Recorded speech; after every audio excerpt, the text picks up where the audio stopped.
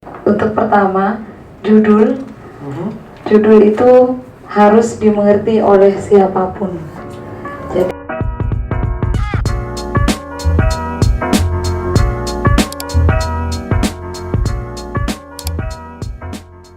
Jadi kita udah di 75% perjalanan kita untuk lulus di basic ini ya. Jadi nanti masih ada lulus ya, luar biasa. Ya ampun, syukuran.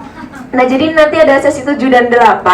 Untuk sesi 7 ada Common Pitfalls in Writing by Indonesian Scholar, sama nanti coffee break lagi. Terus nanti dilanjutkan sesi 8, References, Citation, and Varieties of Plagiarism. Oke, udah siap ya? Mbak, siap.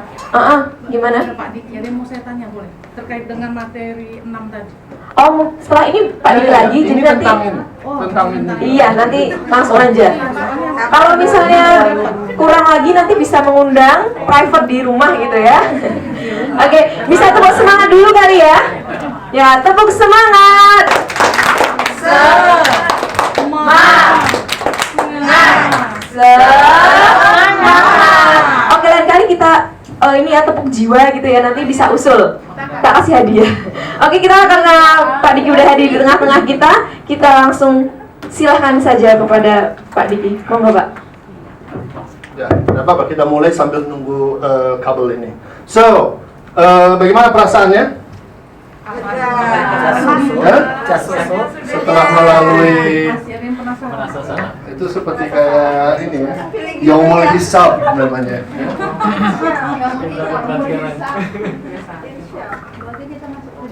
Nggak ada yang tersinggung kan? Hah? Tersungging. Tapi, did you get the point? Yes. Apa hal-hal yang Anda peroleh dari dua sesi pagi ini? Ini ada hal yang masih apa ya? Baik, terima kasih. Ada hal yang ingin saya tanyakan terkait dengan abstrak. Di beberapa jurnal yang saya temui dan konferensi yang pernah saya ikuti itu ada dua tipe ya, kalau saya nggak salah ya, dari apa yang saya amati. Ada jurnal itu memang jurnal penelitian, maka dia akan berisi tentang metodologi, hasil, subjek gitu. Tapi ada juga jurnal yang dia tidak penelitian, tetapi seperti halnya telaah atau makanya tadi ada ketika jujur saja abstrak saya yang saya kirim itu sudah pernah saya kirim ke konferensi internasional itu tentang Annual Conference Islamic Studies yang dilaksanakan oleh UAD. Itu dia bukan penelitian tetapi telaah, karena judulnya itu adalah Full Day School dalam perspektif psikologi pendidikan Islam. Jadi tadi ketika dijelaskan sama Mahfud ya, ada istilah seperti apa tadi, sastra ya, sastra. Terus tadi memang kita dikoreksi seperti saya tadi dikatakan kalau ini itu seperti dakwah dikatakan gitu, apa yang saya jelaskan di abstrak. Saya mohon penjelasannya Pak, apakah memang jurnal-jurnal yang saya katakan tadi memang ada tipe jurnal seperti itu yang memang dia selama ini memang saya baca karena saya psikologi, jurnal-jurnal psikologi yang kayak diterbitkan oleh UGM itu memang penelitian, makanya bentuknya nanti ada kuantitatif, kualitatif, respondennya siapa, subjeknya siapa, apa hasilnya. Tetapi di IAIN sendiri seperti kampus saya itu ada dua jenis jurnal seperti Padang Sidempuan. Ada jurnal dia memang jurnal penelitian, itu namanya jurnal Fitrah. Terus ada jurnal yang kajian konsep seperti makalah sebetulnya kalau saya lihat ya. Dia itu jurnal apa namanya? Fitrah sama apa gitu, Tazkir. Jadi pertanyaan saya kembali tadi, apakah memang ini memang terbagi atas dua atau ada jenis lain? Karena di konferensi sendiri saya juga pernah menemukan hal yang sama dari apa yang saya amatin itu. Kalau yang saya lihat di luar negeri itu riset gitu. Sementara di jurnal yang pernah saya isi dan saya ikutin konferensi tuh tidak melulu harus hasil sebuah penelitian gitu. Mohon penjelasannya Pak. Oke. Saya nggak tahu apakah saya bisa menjelaskan ini atau tidak. Tapi saya agak kurang mengerti pertanyaan Anda. Artinya saya kurang paham bahwa ada jurnal yang tidak fokus pada research. Ya. Dan istilah Anda tadi apa? Telaah. ya seperti apa ya? Pemikiran, kajian gitu.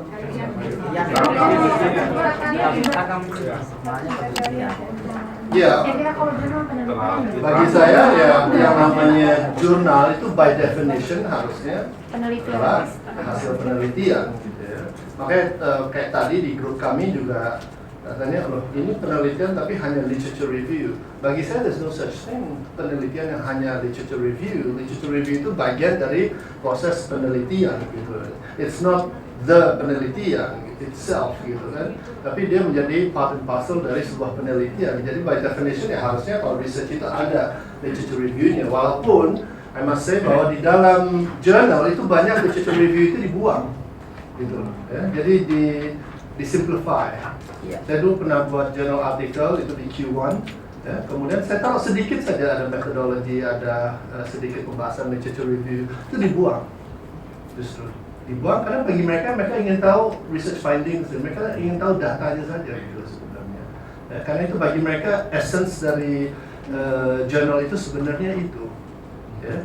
Jadi novelty-nya itu ada di data dan di findings-nya itu. Kecuali kalau tadi kita fokus pada penelitian yang sifatnya teoretikal. Ya. So kita berbicara tentang hal-hal yang teoritis. Ya. Dan memang ada jurnal-jurnal yang seperti itu juga sehingga Anda tidak perlu melakukan empirical research. Saya nggak tahu kalau di psychology, tapi saya tahu ada beberapa, misalkan saya sendiri menjadi editorial board member untuk misalnya ada jurnal mysticism, misalkan di Sadra, ya, Sekolah Tinggi Filsafat Islam Sadra di Jakarta. Yaitu berbicara bukan tentang empirical research. Jadi lebih banyak membicarakan tentang pemikiran Islam, filsafat Islam, tentang mistisisme Islam. Ya, tetapi tidak ada empirical research. Tapi bagi saya by definition semua jurnal harusnya tentang research. Kalau dia bukan tentang research, I don't think that should be called a journal. What do you think, Mark? You've got a mic there. I wouldn't call it a journal, because journal, kata journal itu ya pasti ada hubungan tentang konsep penelitian. Itu apa majalah agama dan ya pasti ada banyak ya periodical misalnya yang diterbit di Jogja ini Suara Muhammadiyah itu kualitas itu tinggi sekali ya, tetapi itu bukan penelitian. But for a lot of purposes, what would, there's this requirement about publications, right? Publikasi di luar negeri. Yeah. Kalau apa menulis artikel untuk majalah misalnya syariah atau apa saja yang diterbit misalnya di Mesir, would that count? Well, it depends. Well, if they assume atau they consider it as a journal, ya bisa saja. Tetapi usually a journal is a journal. Jadi based on research. Yeah. Ya. Jadi research-based writing. Ya. Jadi bukan telaah, bukan hanya sekedar ini. Tapi memang the difference there in writing about menulis tentang agama itu bedaan antara penelitian yang objektif dan yang lebih evokatif atau normative. Right? Dan You should know juga bahwa ada jurnal-jurnal scientific, akademik, yang juga menerima essays kadang-kadang. Yeah. Right? Tapi scientific essays, academic essays, which is less rigorous dari journal article yang sesungguhnya dengan footnotes, dengan citations, references dan segala macam. Tapi dia sifatnya lebih essay-like. Gitu. Itu ada beberapa. Journal-journal yang even top notch journals itu ada sebagian yang menerima essays. Jadi ada essay part, ada articles, kemudian ada book reviews dan lain sebagainya. Itu ada. But let me warn everybody that those essays are harder to write than penelitian. Yeah. Those are very difficult to Biasanya write. mereka pakai style tersendiri, lebih Style- kayak feature style, writing, gitu. And Very stylistic. but usually by very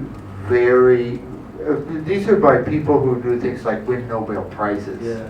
You know, this is not, you know, that's why I say it's much harder writing than, proyek ini ada metodologi ini, ada apa, findings, implikasi untuk penelitian yang akan datang.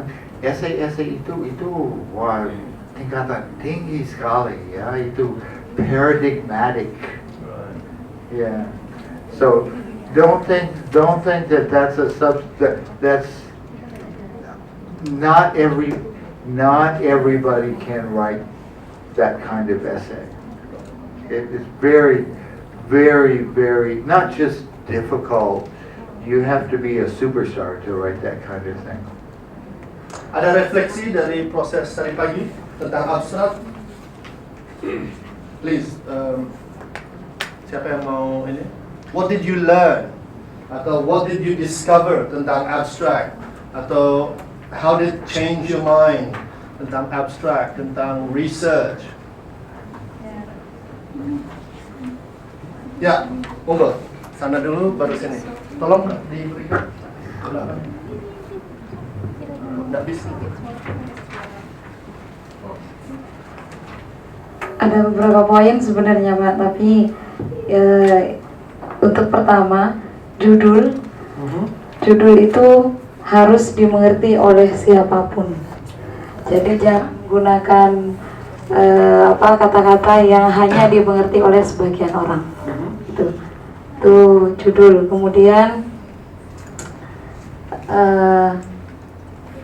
tanda baca is say something. Tanda baca is matter. Jadi harus menggunakan tanda baca dengan selektif. Tidak menggunakan pun itu juga harus diperhatikan. Ya mungkin itu saja dari saya. Nanti dilengkapi yang lain. Tadi di grup saya juga menghadapi hal yang sama, ya. Nyangkut masalah title, subtitle. Oh, Anda grup ini. Oh, yang pertama. Oke. Ya, yang dikuliti pertama. Ya. Biasanya yang pertama, kedua itu paling parah. Ya. Yang terakhir tentang bakteri. Semua orang tidak ada yang ngerti kecuali dia. Oke, monggo silakan. Apa catatan-catatan Anda? Okay, the first is keep it short about our abstract. Tidak boleh memasukkan common language. And then, iya, betul. Stress about the strengthness.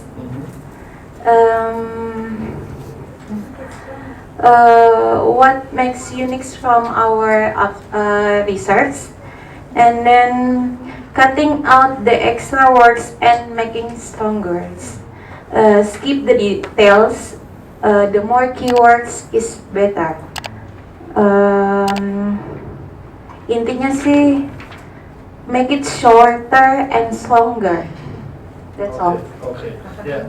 Kita sebagai peneliti yang sudah paham subject matter itu inside and out, itu kita kadang-kadang menyadari kelemahan kita sendiri dan kelemahan research kita sendiri. We know our own strengths and weaknesses.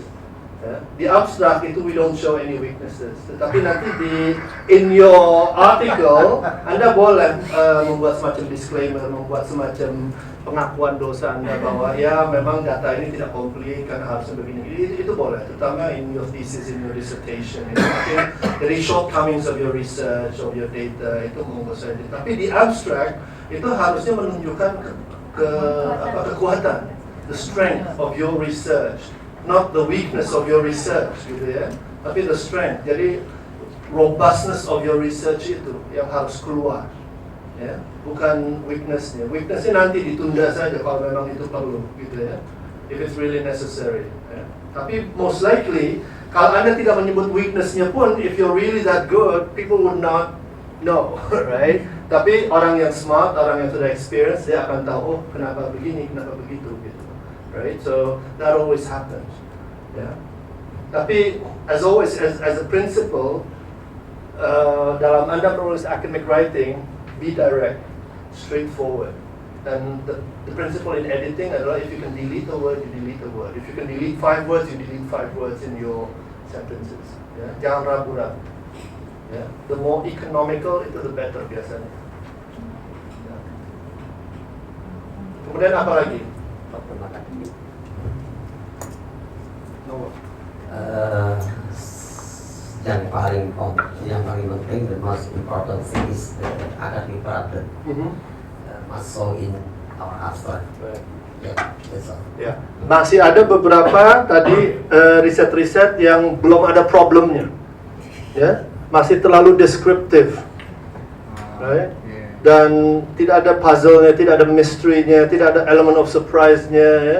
Tidak ada discrepancy antara Dasolen sama Dasein-nya, tidak ada gaps in knowledge, ya. That's a problem in itself, ya. Jadi yang dicari oleh reviewer itu adalah itu semua justru, right? The gaps in knowledge, the mystery, yeah, the element of surprise, dan hal-hal yang counterintuitive. Mbak Ita, would you like to add your reflections? Terima kasih. Mungkin pertanyaan Mbak yang pertama yang dari psikologi tadi. Memang ada beberapa, setahu saya ada 2 tipe atau 2 mazhab untuk nulis abstrak stylenya. Kalau secara umum memang kita harus penuhi latar belakangnya 1 kalimat, pertanyaan riset dan tujuan mungkin bisa 1 kalimat atau 2 kalimat terserah. Terus metodenya apa, ya kan? Kalau Anda pakai teori apa ya terserah. Juga kalau itu penting sekali relevansinya dalam studi Anda. Plus hasil penelitian komplit, itu the gist of your study is available already in the abstract, gitu. Jadi orang nggak harus spend waktu banyak untuk melihat-lihat di bawah terus dikonklusi misalnya gitu ya, gitu. Hanya dari abstrak orang bisa decide whether this is a good study or not, gitu. Itu abstrak yang pertama, style pertama. Yang kedua, ini pengalaman saya sih Pak Diki. Profesor saya Judith Slay, dia nggak suka dengan style ini. Kami beda kubu. Kalau profesor saya sukanya research finding atau thesis statement kita itu nggak ditaruh di abstrak. Biarkan, jangan ditulis dulu. Biarkan nanti orang curious, penasaran. Menurut saya, yang nulis dia, jadi orang penasaran ya kan. Tapi kalau pemula seperti kita seperti saya akan taruh itu finding kita, main argument kita, thesis kita itu sekaligus di abstrak. Kalau saya sih lebih suka itu. Itu satu tentang style. Yang kedua memang mungkin harus saya ulang ya.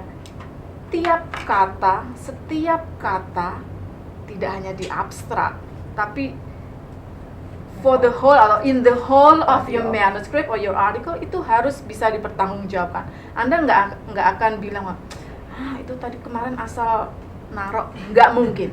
Pasti ada dasarnya, harus berdasar, harus bernas. Setiap kata, apalagi di abstrak, apalagi di judul, harus ada dasarnya itu ya. Dan bahasanya harus sangat argumentatif. Mungkin orang akan pikir bahwa kamu antropolog, kamu deskriptif saja, cerita-cerita. Salah besar. Bukan cerita kami ngomongnya, data empiris, dari data empiris tersebut ya kan dideskripsikan kan, sesudah deskripsikan tuh belum selesai pekerjaan kita. Harus dianalisis. Nah, yang penting adalah analisanya ini. Gitu, pakai pisau bedah apa? Cara kerjanya apa, induktif, deduktif, atau bagaimana, atau critical studies, atau apa, terserah. Itu tergantung tujuannya. Tujuan menulis kita tuh apa, kita harus tahu. Kalau kita nggak tahu, kita sendiri bingung, saya ini mau menulis tujuannya apa sih? Mau menjawab apa sih? Yang bikin pertanyaan kita sendiri kan? Yang ngangkat tema itu kan kita sendiri. Yang bikin masalah atau bikin research question, kita sendiri. dan kita sendiri memang yang harus jawab, ya toh?